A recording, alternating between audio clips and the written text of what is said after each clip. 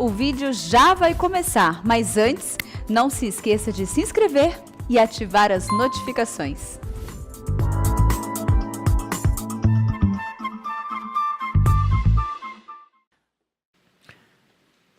Meus irmãos, nós vamos abrir a palavra de Deus no Evangelho de Jesus Cristo, conforme o relato de Mateus. Mateus, capítulo 26, versos 36 a 46.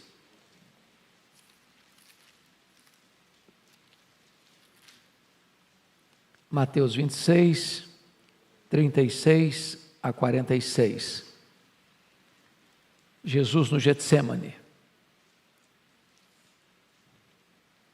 Está escrito: em seguida foi Jesus com eles a um lugar chamado Getsêmani e disse a seus discípulos: assentai-vos aqui enquanto eu vou ali orar. E levando consigo a Pedro e aos 2 filhos de Zebedeu, começou a entristecer-se e a angustiar-se. Então lhes disse: a minha alma está profundamente triste até a morte. Ficai aqui e vigiai comigo. Adiantando-se um pouco, prostrou-se sobre o seu rosto, orando e dizendo: meu Pai, se possível, passe de mim este cálice. Todavia, não seja como eu quero, e sim como tu queres. E voltando para os discípulos, achou-os dormindo, e disse a Pedro: então nem uma hora pudestes vós vigiar comigo? Vigiai e orai para que não entreis em tentação. O espírito, na verdade, está pronto, mas a carne é fraca. Tornando a retirar-se, orou de novo, dizendo: meu Pai, se não é possível passar de mim este cálice sem que eu o beba, faça-se a tua vontade. E voltando, achou-os outra vez dormindo, porque os seus olhos estavam pesados. Deixando-os novamente, foi orar pela terceira vez, repetindo as mesmas palavras. Então voltou para os discípulos e lhes disse: ainda dormis e repousais? Eis que é chegada a hora, e o Filho do Homem está sendo entregue nas mãos dos pecadores. Levantai-vos, vamos! Eis que o traidor se aproxima.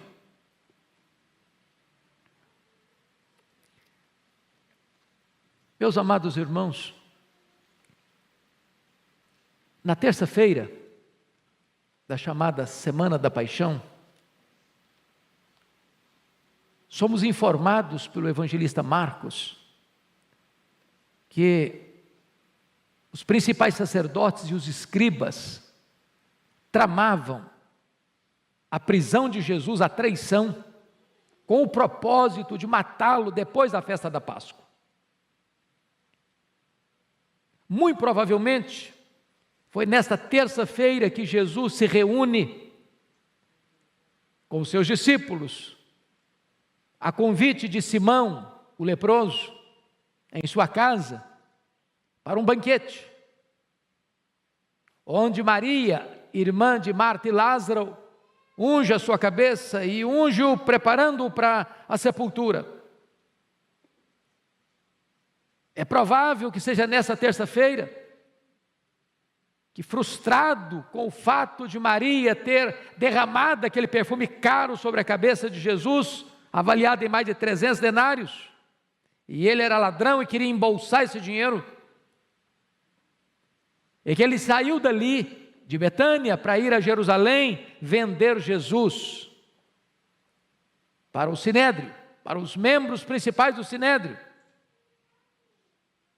E então, na quinta-feira, Jesus no cenáculo se reúne com seus discípulos para celebrar sua última Páscoa e transicionar a Páscoa judaica para a Santa Ceia, o sacramento da ceia.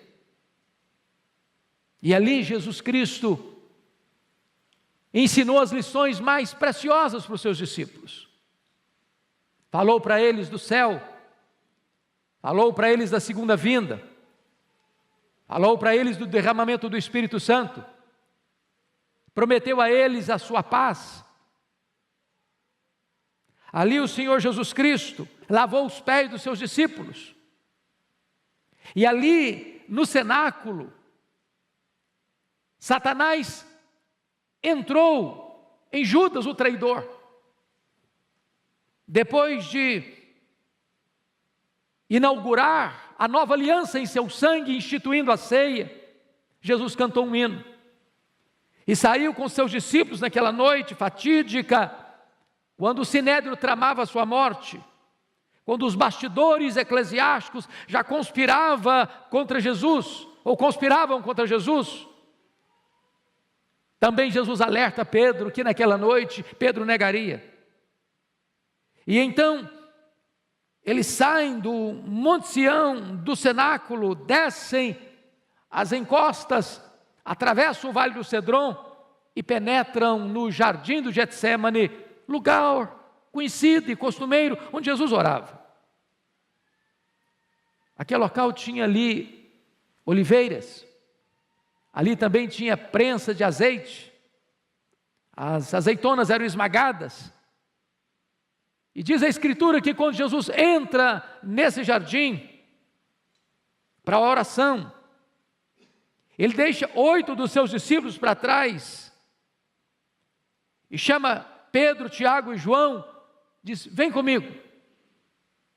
E aí ele abre o coração para eles.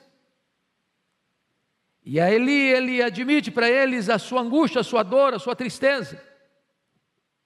E ali Jesus passa por aquilo que nós chamamos do vale mais profundo da dor e do sofrimento, seu Getsêmani. À guisa ainda de introdução, eu quero dizer a você que, embora usemos esse texto para retratar o vale da nossa dor, o Getsêmani foi único na vida de Jesus. Nenhum ser humano jamais terá condições sequer de entender plenamente o que Jesus enfrentou no Getsêmani. Nenhum ser humano jamais vai enfrentar a dor e o sofrimento que Jesus suportou no Getsêmani. Por mais atroz que seja a dor, por mais amarga que seja a angústia, por mais dolorosa e prolongada que seja a experiência de sofrimento que você venha a passar, jamais você e eu saberemos o que foi o sofrimento de Jesus. Porque ali não foi apenas um sofrimento físico. Ele estava sendo preparado ali certamente para enfrentar a cruz. Ele sabia dos pregos que haveriam de rasgar as suas mãos, que haveriam de cravar os seus pés. Ele sabia também o sofrimento emocional de ser cuspido pelos homens. Ele sendo o Criador, o Rei da Glória, o Deus bendito eternamente. Ele sabia do seu sofrimento moral de ser crucificado entre 2 ladrões e salteadores, como um criminoso. Mas certamente a dor mais aguda, a dor mais terrível e amarga, que ele chamou de um cálice, passe de mim este cálice, foi a sua dor espiritual. Foi entender que aquele cálice se tratava da terrível e profunda e justa ira de Deus, que devia cair sobre a sua, a minha, a nossa cabeça, e que Jesus toma gota a gota, sorvendo todo aquele cálice da ira de Deus, que devia cair sobre nós. Pois bem, amados,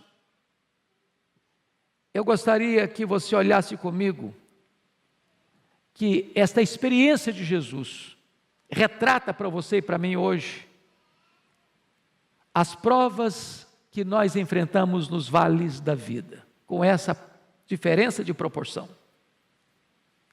Eu sei que 2020 parece que não acabou. Nós só mudamos o calendário, mas a luta continua, da mesma natureza, com as mesmas preocupações, talvez com reverberações ainda mais densas e pesadas.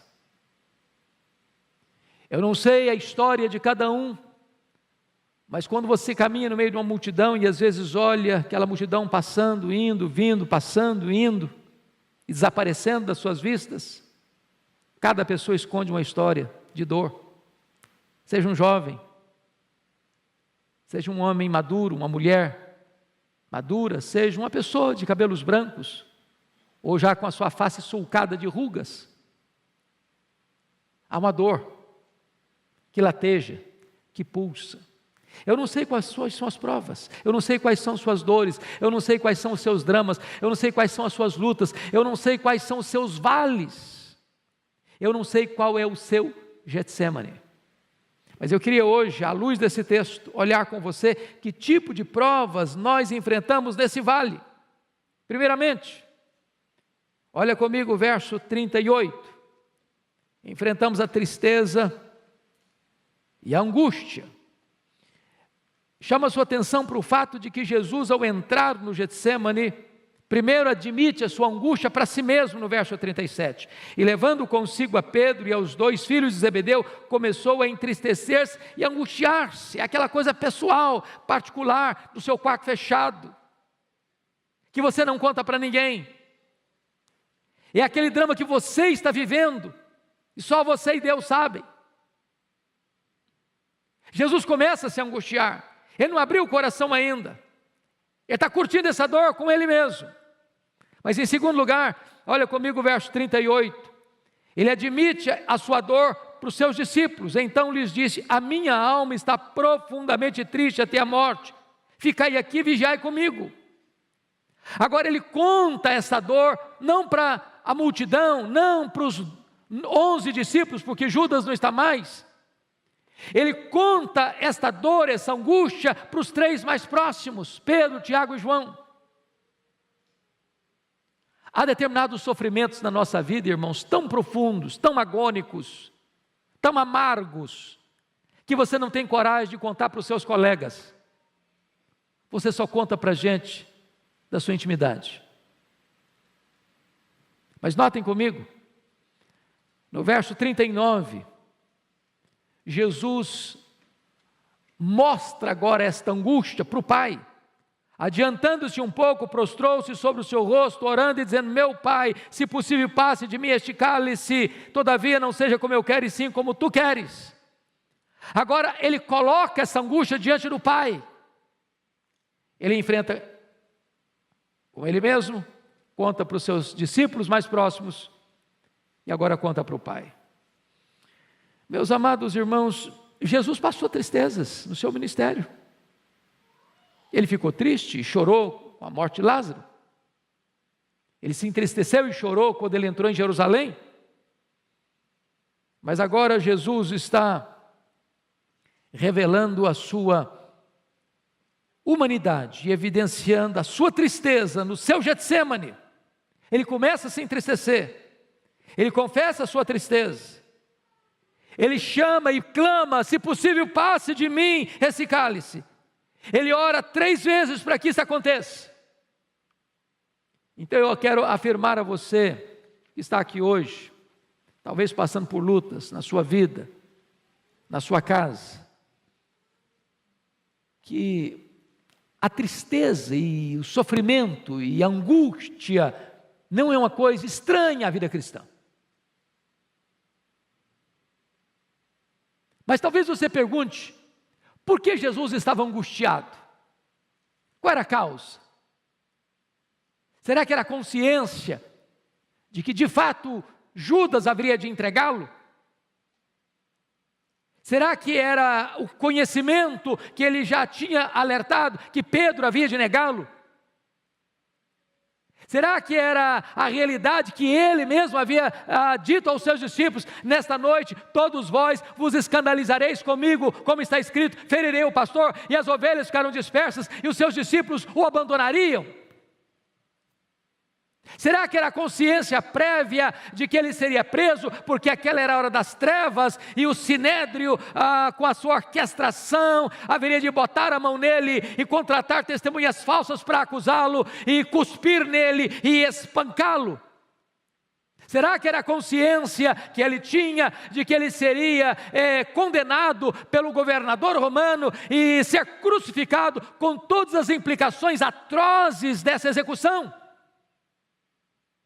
E certamente, amados irmãos, não obstante ter o aspecto temporal desse sofrimento, físico desse sofrimento, moral desse sofrimento, o sofrimento de Jesus é eminentemente espiritual. É a certeza de que ali na cruz, ele haveria de dar um grito de desespero: Deus meu, por que me desamparaste?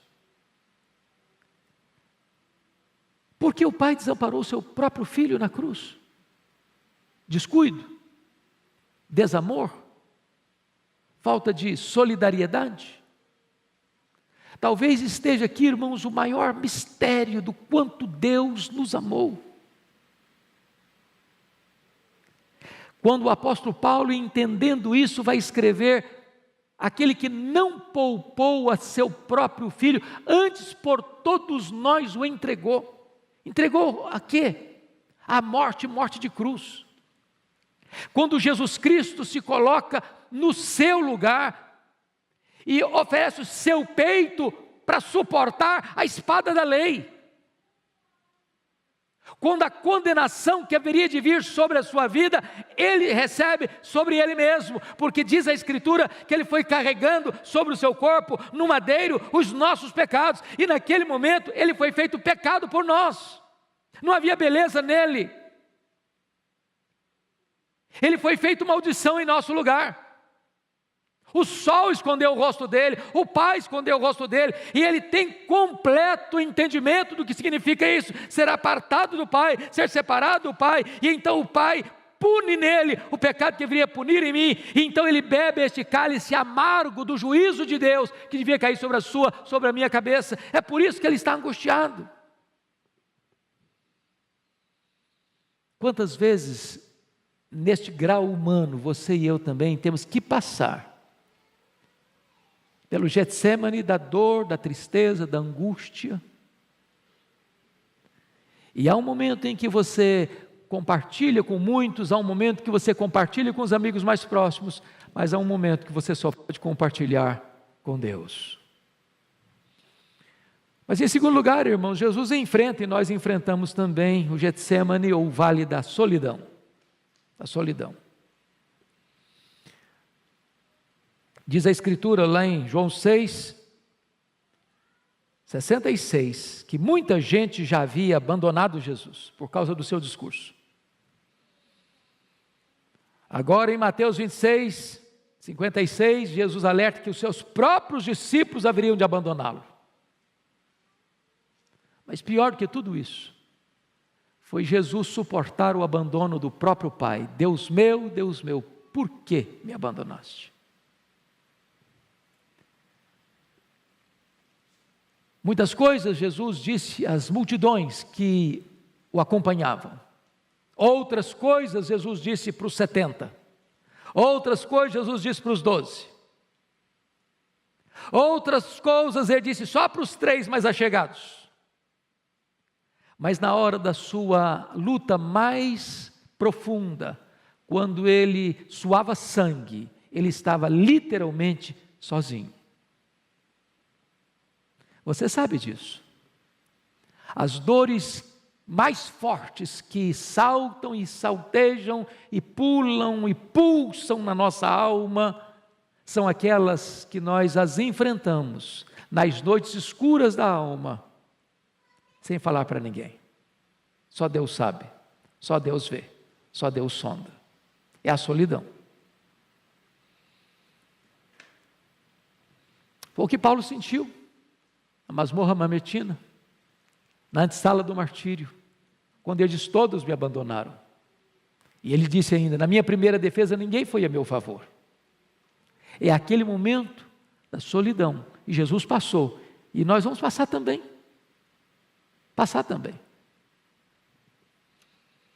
Mas notem comigo, amados, uma terceira coisa. Jesus enfrentou o vale, a prova, o Getsêmani da ingratidão. Se você parar para imaginar que Jesus chama Judas Iscariotes como um apóstolo, se você imaginar que Jesus capacita este homem, treina este homem para pregar, e ele prega. Se você imaginar que dentre os 12 que Jesus chama, a única pessoa que recebe um cargo de confiança foi Judas Iscariotes. Se você parar para imaginar que até mesmo na hora em que Jesus sabe que Judas é um ladrão, que Judas é do diabo, que Judas vai traí-lo, que Judas já o vendeu para o sinédrio, ainda Jesus lava os seus pés. Se você imaginar que quando Judas capitaneia a turba que vem armada até os dentes para prender Jesus como se ele fosse um perigoso criminoso, e Judas entra para liderar a turba, para dar a senha para que Jesus seja preso, deposita na face santa de Jesus o beijo traidor, e Jesus o chama de amigo. Se você imaginar que Pedro, que garantiu a Jesus que ainda que todos o abandonassem, ele jamais, porque estava pronto a ir com ele para a prisão e para a morte, e Pedro vai negá-lo covardemente. Se você parar para imaginar que todos os outros disseram, não, nós estamos prontos a ir contigo também para a prisão e para a morte, e todos fugiram acovardados. O que Jesus está enfrentando aqui é o drama da ingratidão. Ingratidão. E sabe, amados, talvez das dores da alma, uma das mais profundas, é quando as pessoas em quem você investiu, viram as costas para você, ou apunhalam você pelas costas, nas horas mais cruciais da sua vida. É o que Jesus está enfrentando, e que talvez nós um dia enfrentaremos. Mas a questão básica que eu quero destacar não é nem as provas, mas é como vencer essas provas. Como Jesus venceu essas provas? Primeiramente, através da oração. E sabe, Jesus deixou isso claro para os seus discípulos. Jesus tinha consciência daquela hora. Os discípulos deviam ter consciência dessa hora, porque saber que nos bastidores a coisa estava densa, eles sabiam. E Jesus os alertou, vigiai e orai, para que não entreis em tentação. E Jesus então, diz a Escritura, ele vai orar. E quando Jesus vai orar, ele tem 5 aspectos muito claros da sua oração. Primeiro, olhem comigo, amados irmãos, por gentileza. Jesus ora com humilhação. Pensa comigo nisso. Eu quando leio esse texto eu fico com o coração compungido, porque Jesus é o Rei da Glória, Ele é o Criador do universo. E diz a Bíblia que Ele se prostra com o rosto no chão. E Hebreus 5,7 nos faz entender melhor. Ele ofereceu clamores ao que podia libertá-lo da morte, com forte clamor e lágrimas. Jesus não está só orando, não, Ele está chorando. Ele não está só orando e chorando, não, Ele está prostrado. Ele não está apenas orando, chorando e prostrado, não, Ele está com o rosto no chão.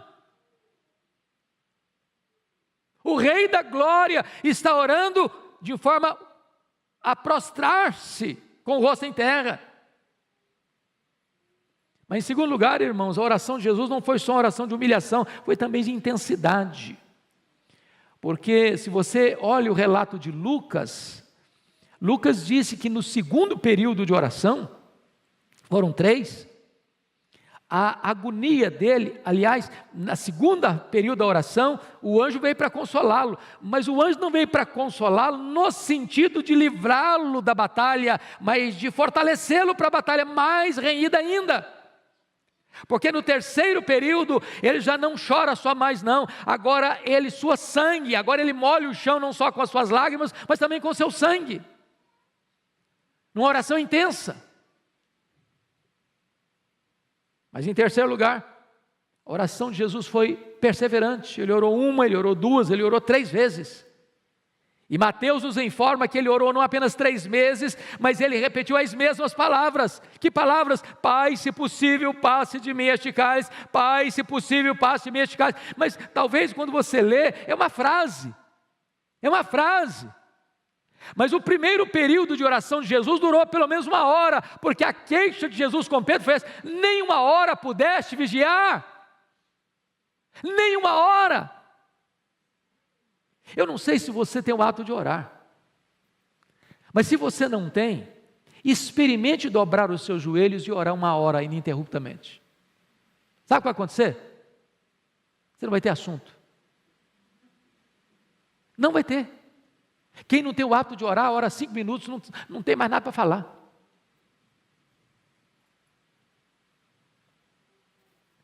Essa frase de Jesus é apenas a síntese do que ele orou, mas foi um derramar da alma, com lágrimas e com sangue, horas a fio.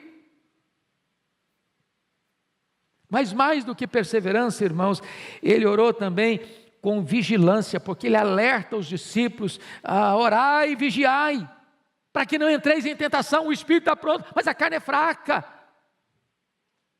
Por isso eles dormiram na batalha, por isso Pedro negou Jesus, por isso os discípulos fugiram, por isso Pedro reagiu na carne e cortou a orelha de Malco. E sabe, irmãos, nós não estamos preparados para enfrentar a tentação, nem a perseguição do mundo, a não ser que nós oremos. Nós estamos vivendo um tempo difícil, um tempo em que o mundo está completamente rebelado contra Deus, um tempo em que a cristofobia está apertando os cerco em todos os lugares do mundo praticamente, e se a igreja não orar, se a igreja não entender que nós estamos numa batalha espiritual, se a igreja não estiver atenta para enfrentar essa batalha, não com armas carnais, mas com armas poderosas em Deus, nós dormiremos na batalha e nós nos acovardaremos. Mas mais do que isso, irmãos, Jesus orou com submissão. Não seja feita a minha vontade, Pai, mas a tua vontade.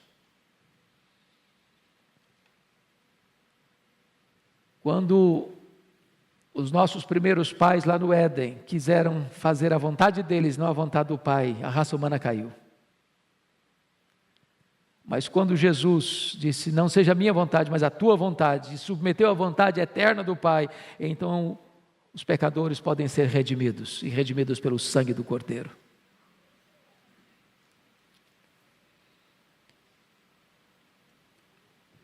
Como é que Jesus enfrentou este vale das provas?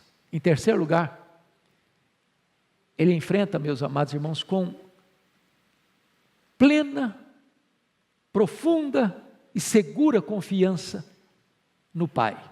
É Marcos 14:36 que nos informa isso, que Jesus se dirigiu ao Pai chamando de Abba Pai. Só Marcos nos informa isso.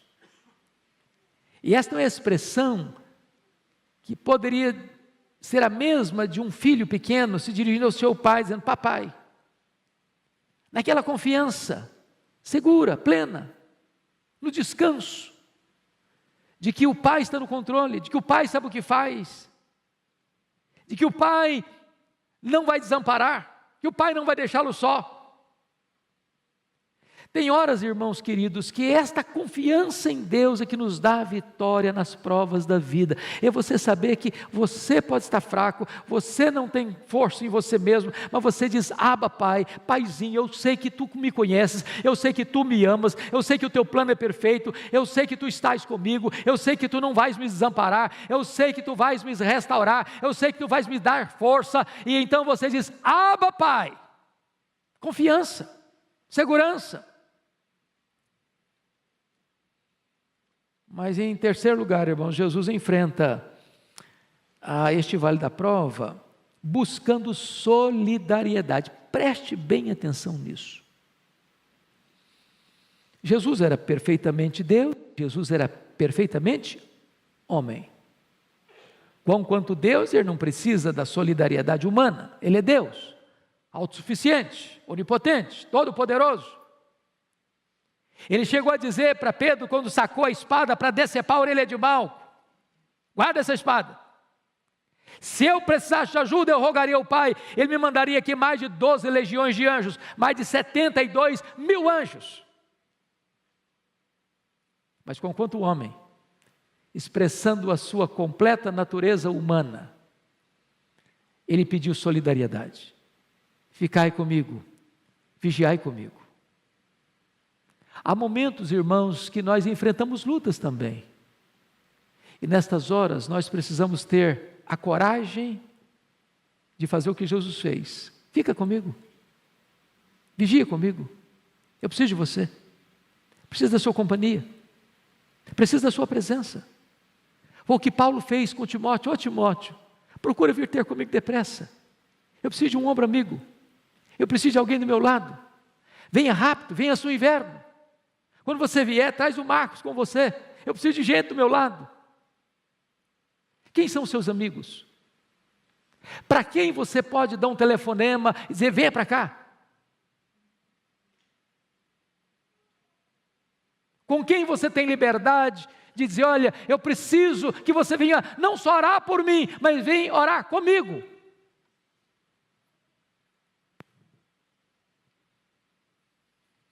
Pois bem, amados, mas Jesus enfrenta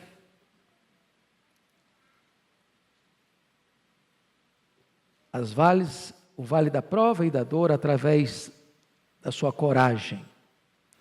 Porque notem comigo, verso 46, Jesus diz para os seus discípulos, levantai-vos, vamos, eis que o traidor se aproxima. Ele não ora para fugir, ele ora para enfrentar.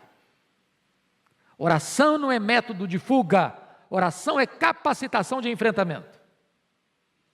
E é João que escreve sobre o Getsemane numa outra perspectiva. João não aborda os dramas de Jesus no Getsemane. O relato de João é para mostrar a vitória de Jesus. Porque quando a turba está chegando, armada, com porretes, com espada, com soldados, com liderança do Sinédrio, com Judas capitaneando a turba, naquela noite trevosa, é Jesus quem se apresenta e pergunta, a quem buscais? Responderam, a Jesus o Nazareno, e Jesus sou eu, e caíram por terra. A hora que se levantaram, Jesus pergunta de novo, a quem buscais? A Jesus o Nazareno, pois sou eu. Em outras palavras, meus irmãos, quando Jesus se levanta do seu terceiro período de oração, não tem mais angústia, não tem mais choro, não tem mais sangue sendo derramado no chão de suor, tem coragem, tem determinação, tem preparo, tem enfrentamento. Você não vai notar nenhuma palavra de Jesus mais de angústia. Ele vai ser cuspido, ele vai ser esbordoado no sinédrio, ele vai ser condenado e açoitado no pretório romano, ele vai carregar um lenho maldito sobre as ruas de Jerusalém, ele vai ser crucificado. Não tem uma palavra sequer onde ele demonstra a sua tristeza. Sofrimento sim, tenho sede, mas triunfo, vitória, segurança, vitória e determinação. E ele encerra dizendo, está consumado, Pai, nas tuas mãos eu entrego o meu espírito. Amados irmãos, é muito importante você entender isso, que nós precisamos de orar para termos coragem, coragem. Eu li há pouco tempo uma frase muito curiosa, são esse tipo de sabedoria popular, na carroceria, na traseira de um caminhão, no paralama de um caminhão. E a frase era essa: se correr, o bicho pega, se ficar, o bicho come, mas se orar, o bicho foge.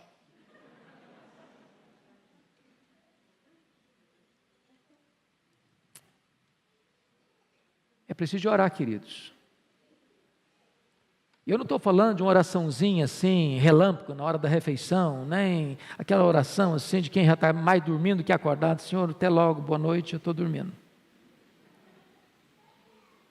Eu estou falando de batalha na oração.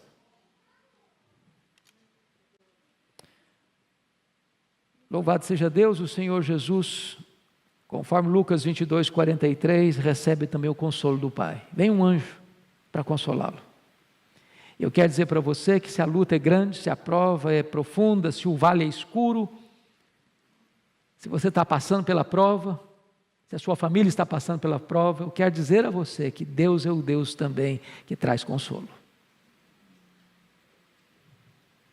Ele enxuga as lágrimas, Ele apruma você, Ele anima você, Ele prepara você, Ele equipa você para enfrentar suas lutas. Você não está sozinho. Você é fraco, mas Deus é forte. Você não tem força, mas Ele fortalece os seus braços e adestra os seus braços para a batalha. Você não tem coragem, mas é Ele quem dá coragem para você. E mais tarde o Senhor derramou o seu Espírito, aqueles homens acovardados viraram gigantes. E esse mesmo Espírito que deu coragem àqueles homens lá, está entre nós, está dentro de nós, está sobre nós, e Ele vai nos capacitar a enfrentar os desafios de 2021, os desafios daqui para frente, em nome de Jesus. A igreja não ficará acovardada, a igreja não ficará intimidada, você não há de ficar intimidado em nome de Jesus. Haja luta, haja prova, seja física, seja financeira, seja moral, seja espiritual, seja familiar, Deus vai equipar você, Deus vai fortalecer você, Deus vai consolar você, e Deus já fez de você uma pessoa mais do que vencedora em Cristo Jesus, nosso Senhor.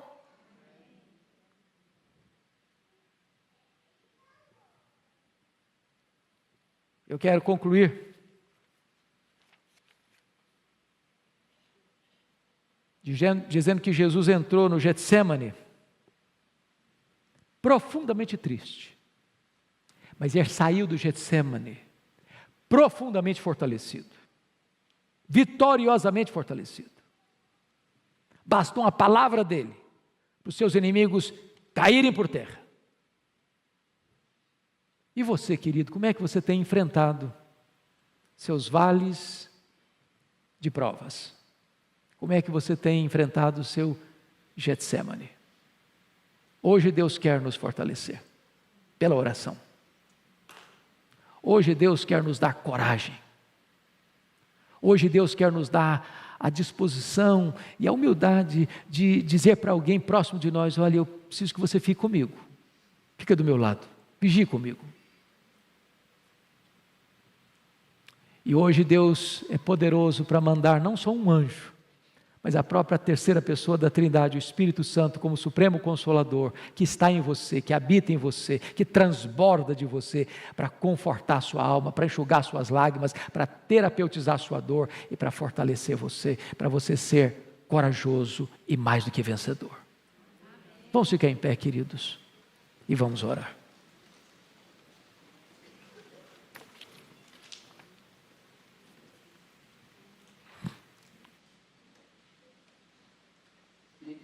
E por um instante os seus olhos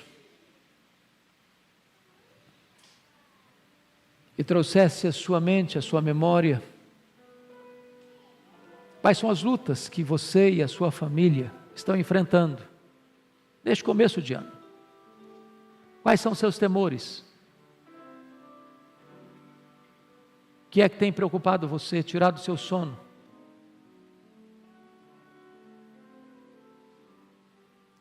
Quais são as batalhas que você tem travado no campo da sua mente? O que é que ronda a sua alma? Nas suas noites indormidas, nas suas madrugadas insones?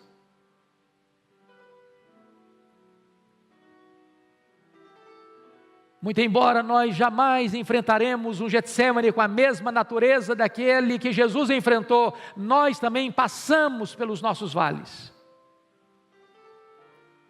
E como Jesus enfrentou, seus princípios são os mesmos para nos dar vitória.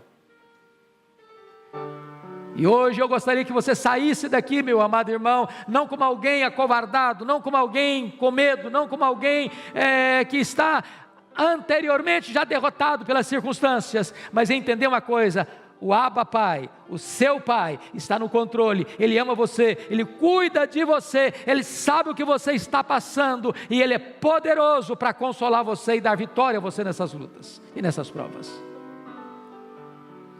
Senhor Deus, em nome de Jesus, nós oramos para que Tu tragas consolo para a nossa alma, força, ânimo para o nosso coração. Tu bem conheces as lutas que cada pessoa aqui vive e passa. Aquelas, Deus, que muitas vezes nem sequer são compartilhadas com um amigo mais próximo, mas Tu conheces. Em nome de Jesus, segura firme na nossa mão. Adestra as nossas mãos para a batalha, Senhor. Fortalece a Tua igreja. Anima a Tua igreja. Ensina-nos, Deus, a orar. Orar e orar. Ensina-nos, Deus, a termos vitórias na oração. Para que ao entrarmos no nosso Getsêmani, embora tristes e abatidos, saiamos dele, Senhor, encorajados e vitoriosos. Abençoa a Tua igreja, abençoa o Teu povo, aqueles que estão nos acompanhando, Deus, nos diversos lugares do mundo, onde cada um estiver, põe a Tua mão de graça, de poder e de restauração. É a nossa oração em nome de Jesus. Amém.